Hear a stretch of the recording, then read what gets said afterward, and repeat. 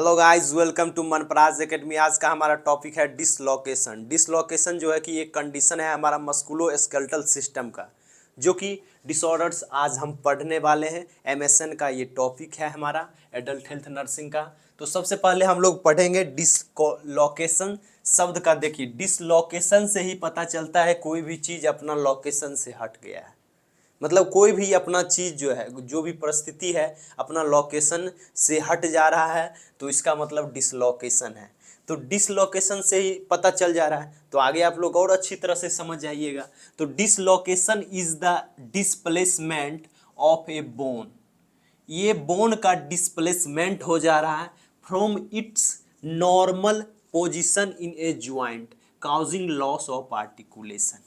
किसी भी तरह का हमारा जो ज्वाइंट है, चाहे वो हमारा ले लीजिए कि एक तरह से जॉ लाइंस, जो हमारा जॉ ज्वाइंट है, या हमारा नी ज्वाइंट है, हमारा जो भी ज्वाइंट है, कोई भी ज्वाइंट, रिस्ट ज्वाइंट, सारा ज्वाइंट जो भी है, शोल्डर ज्वाइंट, ये सारा ज्वाइंट में देखने को मिल सकता है। इसमें क्या होता है कंडीशन, जैसे कि मान लीजिए यहाँ दो पॉइंट, जहाँ ज्वाइंट किसको, सबसे पहला शब्द हम ज्वाइंट किसको कहेंगे?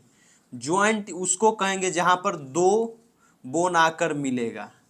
हमारा दो बोन आके मिलता है, इसी को हम लोग क्या बोलते हैं? ज्वाइंट्स बोलते हैं। ये हमारा दोनों बोन है, और यहीं पर जो ज्वाइंट होता है उसी को हम लोग बोलते हैं ज्वाइंट। तो यहाँ पर लिगामेंट के माध्यम से, मसल्स के माध्यम से, कनेक्टिव टिश्यू के माध्यम से हमारा जुड़ा रहता है। जैसे कि नी में हम लोग देखते हैं, इसी के बीच में हमारा साइनोवियल ज्वाइंट होता है। मतलब उसमें साइनोवियल फ्लूइड रहता है ताकि उसको लुब्रिकेट किए रहे।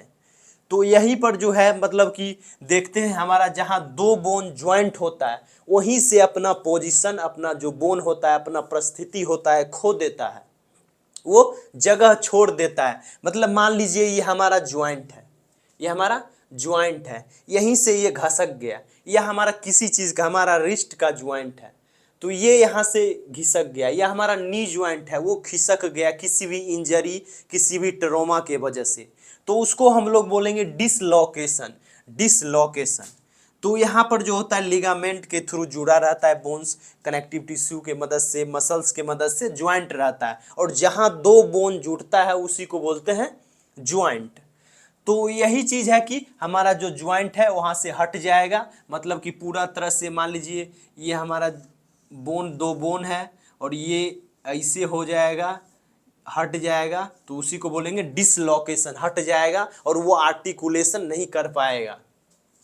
तो उसके बाद इसके टाइप्स देखते हैं। टाइप्स में हमारा कंप्लीट डिस्कोलेशन, मतलब कंप्लीट में आप देखिए, हम लोग समझेंगे।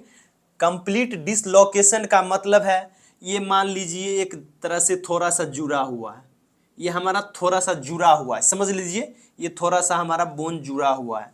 अब कंप्लीट में क्या होगा, ये जो हमारा बोन है, हमारा दो बोन है, अब ये पूरा खिसक जाएगा, इससे कोई कनेक्शन नहीं रहेगा, कोई ज्वाइनिंग नहीं रहेगा। कोई ज्वाइनिंग नहीं रहेगा तो इसको बोलेंगे कंप्लीट डिसलोकेशन। मतलब हमारा दोनों ज्वाइंट के बीच में कोई, मतलब कि जगह जो है कि पूरा छोड़ चुका है, किसी भी लिगामेंट से ज्वाइंट नहीं है, तो उसको बोलेंगे हम लोग कंप्लीट डिसलोकेशन। दूसरा है सबलेक्शन या पार्शियल डिसलोकेशन। सबलेक्शन या पार्शियल डिसलोकेशन, दो नाम है इसका। पार्शियल डिसलोकेशन भी बोल सकते हैं और सबलेक्शन डिसलोकेशन भी बोल सकते हैं। इसमें क्या होता है कि पार्शियली जो होता है, हल्का सा, थोड़ा सा हटता है। मतलब इसमें ज्वाइंट, दो बोन जो होता है ज्वाइंट रहता है, लेकिन थोड़ा सा हट जाता है, ज़्यादा नहीं हटता है, पार्शियली हटता है, तो उसको बोलेंगे पार्शियली डिसलोकेशन या सबलेक्शन डिसलोकेशन। तो इसके बाद हम लोग देखेंगे काउजेज, क्या क्या कारण हो सकता है। सबको पता है, गाड़ी से बाइक चला रहे हैं, जाके फेंका गए उधर, तो डिसलोकेशन देखने को मिलेगा, हड्डी टूट जाएगा, पहुंच जाएगा ट्रॉमा हॉस्पिटल। तो उसमें उस कंडीशन में हम लोग को देखने को ज़्यादातर मिलता है किसी भी फिजिकल इंजरी के कारण, फिजिकली इंजरी के कारण, या मारपीट के दौरान ढूसा ढूसी कर रहा है उसके कारण, एक जगह ही दूसरे आदमी, मतलब एक इसको मार रहा है, एक इसको मार रहा है, तो हो सकता है डिसलोकेशन वहाँ पे चांसेस है। स्पोर्ट्स के वजह में, मान लीजिए स्पोर्ट्स खेल रहा है, खेलते खेलते कहीं गिर गया, मरमुआ गया, तो उसके कारण देखने को मिल सकता है। तो जैसे कि हमारा देख रहे हैं, पहला हमारा काउजेज कारण है ट्रॉमा और इंजरी। ट्रॉमा और इंजरी के कारण हो सकता है, आप लोग समझ सकते हैं, ट्रॉमा हॉस्पिटल में जाने के लिए ट्रॉमा होना जरूरी है। तो फॉल, गिरना और एक्सीडेंट के वजह से, bike accident, motor accident, helicopter accident, helicopter crash, aeroplane crash, कुछ भी हो सकता है, उसके कारण से डिसलोकेशन देखने को मिल सकता है। उसके बाद स्पोर्ट्स इंजरी। स्पोर्ट्स इंजरी, खेल कूद में अगर किसी भी तरह का इंजरी देखने को मिल रहा है तो उसके कारण देख सकते हैं। Congenital weakness of ligament. Congenital का मतलब जन्मजात, कंजेनाइटल का मतलब जन्मजात, वीकनेस का मतलब कमजोरी, और लिगामेंट का मतलब जो बोन ज्वाइंट को, दो बोन को जोड़े, लिगामेंट उसी को बोलते हैं। तो उसके बाद लिगामेंट जो होता है कि हमारे दो बोन को जोड़ने का, वहाँ ज्वाइंट जोड़ने का काम करता है एक ज्वाइंट की मदद से, वो इसी को ज्वाइंट बोलते हैं ना, तो लिगामेंट हो गया। तो कंजेनाइटल वीकनेस मतलब बचपन से ही, मतलब जन्मजात, जब से जन्म लिया है तब से उसका लिगामेंट कमजोर है, उसका ज्वाइंट कमजोर है, उसके कारण से देखने को मिलेगा। तनियो कैसे जाएगा, एक बार ऐसे हो गया बस चला गया हाथवा, तो उसके उस वक्त कंडीशन ये चीज़ देखने को मिल सकता है। तो ये सर हमारा दो चार कारण था, इसमें कुछ ज़्यादा कुछ है नहीं, तो क्या पढ़ाएं।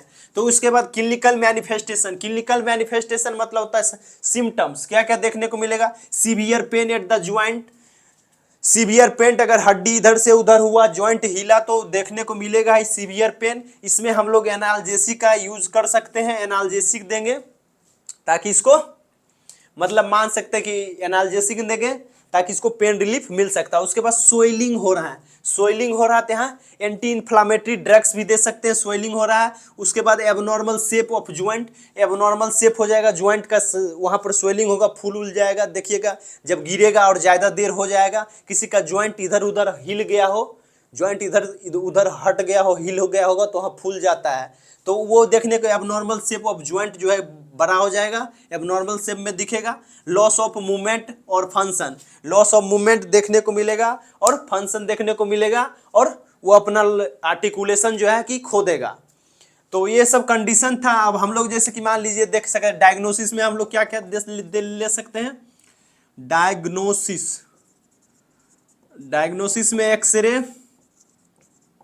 एक्सरे, उसके बाद फिजिकल एग्जामिनेशन, फिजिकल एग्जामिनेशन, ये सब कर सकते हैं।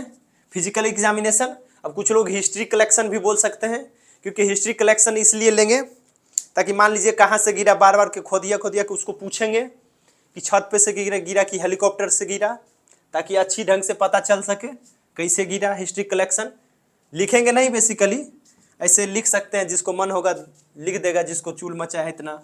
तो उसके बाद हम लोग देखेंगे, इसका डायग्नोसिस कंप्लीट हो गया।